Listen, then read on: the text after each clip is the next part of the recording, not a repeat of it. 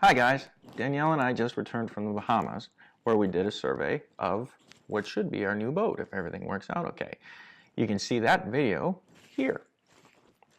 And then I got to thinking it'd be kind of neat for you guys to see the tour that I did for Danielle of a different boat. She hadn't been able to see it yet, but that we were under contract and we also did a survey on.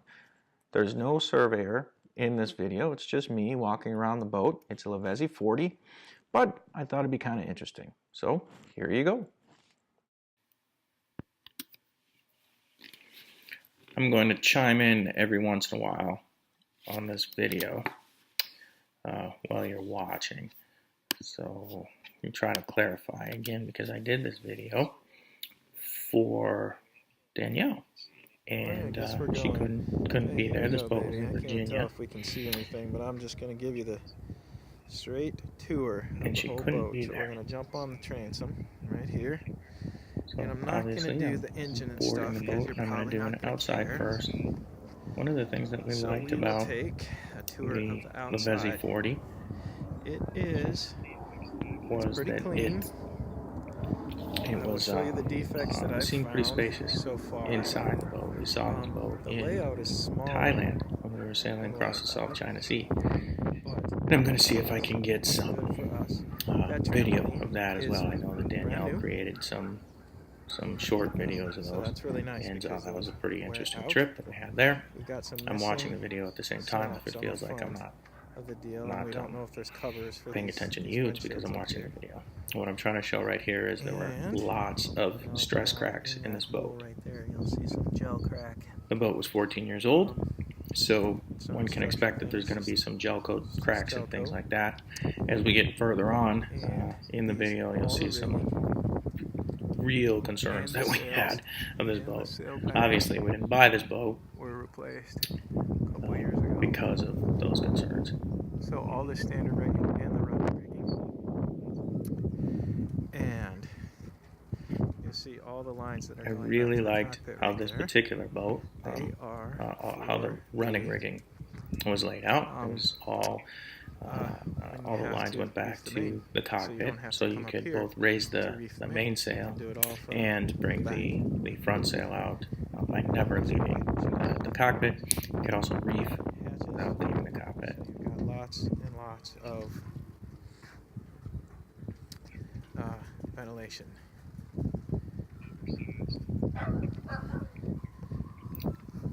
Oversized. I think these are a little bit bigger. The 40. That's an electric winch we were sailing as well. Southeast Asia. That we just went by. And we'll go into where you're going to care about. See how roomy it is and how nice it flows from into the boat. The cockpit area to the salon.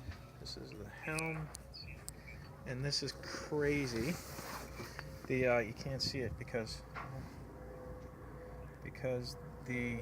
So one thing we were told about this boat is that the engine with only 100 hours on it was new.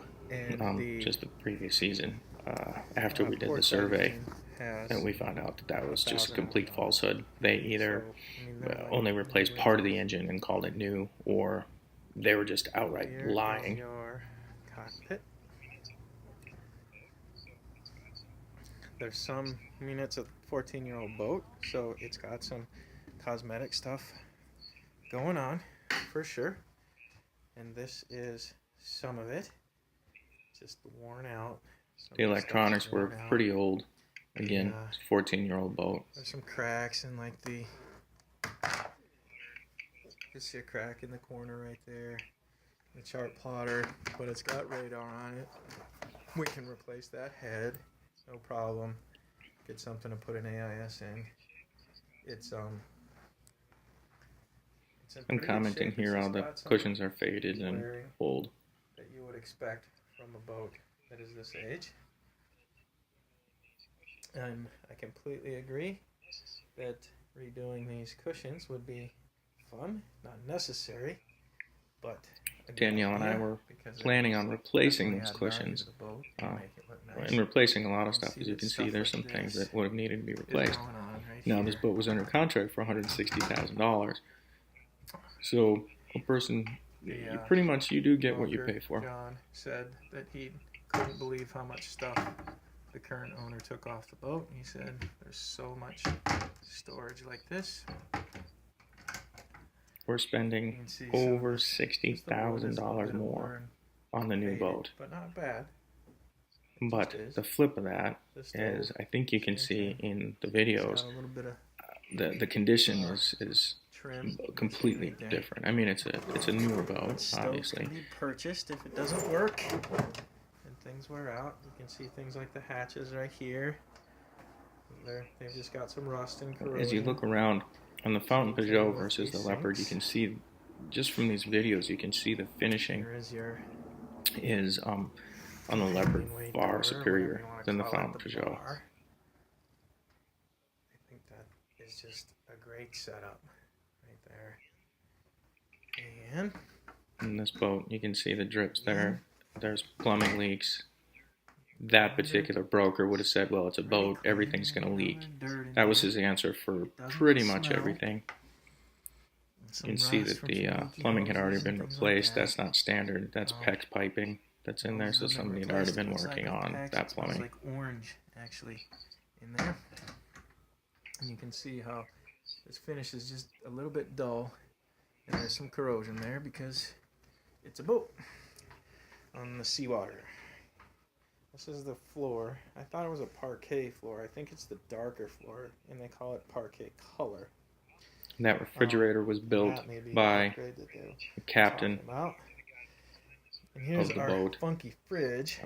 The surveyor, after we went through the survey, the compressor for the refrigerator was completely corroded. He had said that he had put it in last year. The surveyor said if he put it in last year, the boat was probably underwater at some point because it was so corroded. There's another fridge part down here, so you have both a reach in and a reach down. You can see this shelf right here is for the fridge.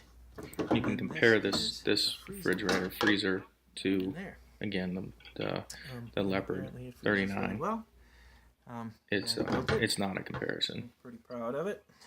Just being able to organize what we have our freezer on top, the fridge on the bottom, tight latch. That and the space. Sure, when you're getting stuff in the middle of the night. But anyway, one thing this boat has, it's a little bit bigger boat. The Lavezzi 40 is it's more roomy in the salon where we are right now. It's much more roomy. Giant hatches in the front.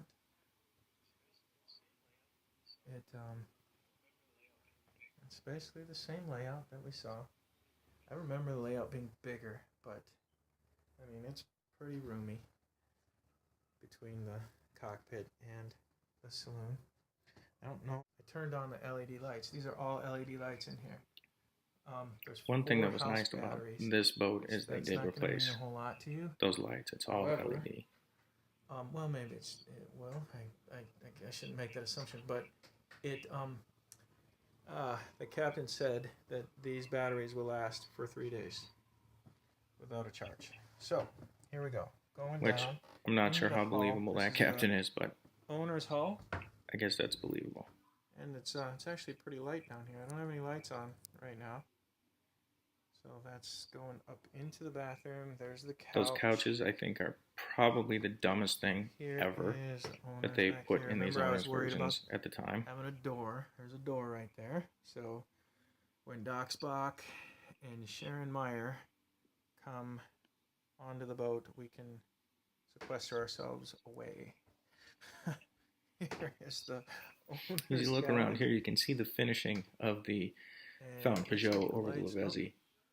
I'm sorry, the Fountain Peugeot, and how it differs from the Leopard. You'll see, look at joints and things like that. You'll see that these joints are open. I think we would be pretty comfortable. In many places, the joints are open, and it's just, there's gaps and things. It's just not as quality of a boat as the Leopard is, as far as I'm concerned. I can do that. I'll try to be steady for you. Of course, these are all my opinions, and I'm probably a little bit biased right now. Forward head. There's your escape hatches. Here is all of my storage areas. There's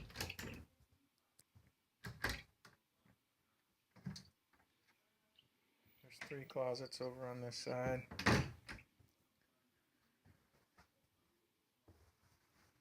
There's a head.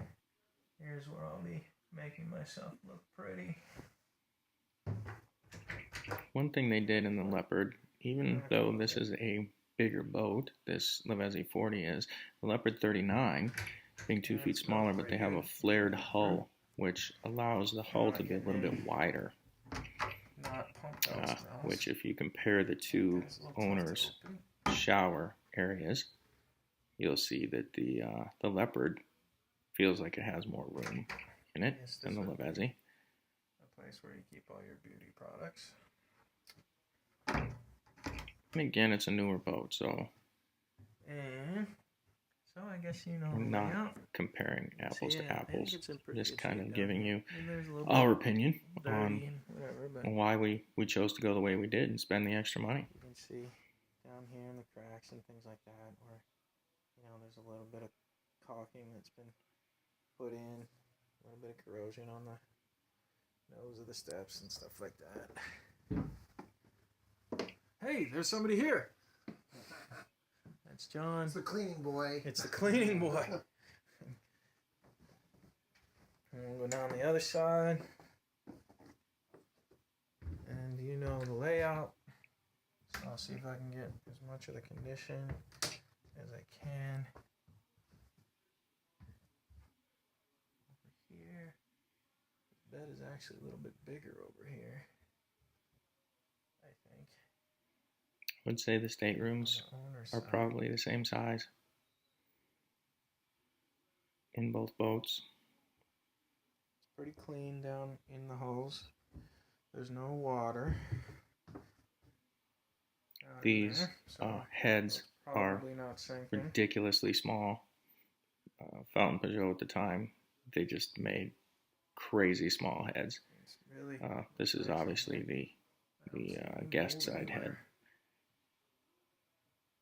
But you'll notice again the gaps in the seams. This boat had a lot of water in it.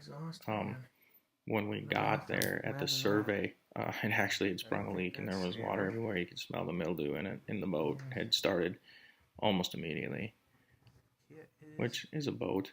Front cabin. It just doesn't make you feel very good about a purchase. That layout. There's no fans in these cabins over here. Easy stuff to put in. And I think that's it. There you go. And there's the end of that tour. In the end, and as I mentioned in the video, we decided to walk away from this boat after the survey, mostly because we didn't want to have problems when we were out on the water. We tried to get together with the seller, but we just couldn't come to a price. We thought we were getting an okay price if everything worked on the boat, but there was so much stuff wrong with the boat, with the electrical and the engines that were not new, and there was some leaking and corrosion that, it wasn't just simple corrosion, it's corrosion that had been there for a while. We just decided that if we couldn't get that stuff fixed and get a discount on the boat, that we just should walk away. So I hope this was helpful for you guys if you're out looking for a boat, or just to have a tour of the Lavezzi 40. Maybe you haven't seen a whole lot of them. We've seen a couple now, and we decided to go with the Leopard 39. We spent a little bit more money, well, quite a bit more money, I guess, $60,000 more, but we think it's going to be worth it because we have a boat that when we go sailing, we're not going to have much, if anything, that we need to do when we move aboard. And there's a peace of mind that comes along with that I guess is, we decided it's worth the value. So thanks for watching. Leave comments below. I'll do my best to make these as interesting as possible, and I'd love to hear from you. Good or bad comments, they always help. Subscribe to the channel, and as we go along in our little adventure here, we'll love to have you with. So until next time, we'll see you on the water.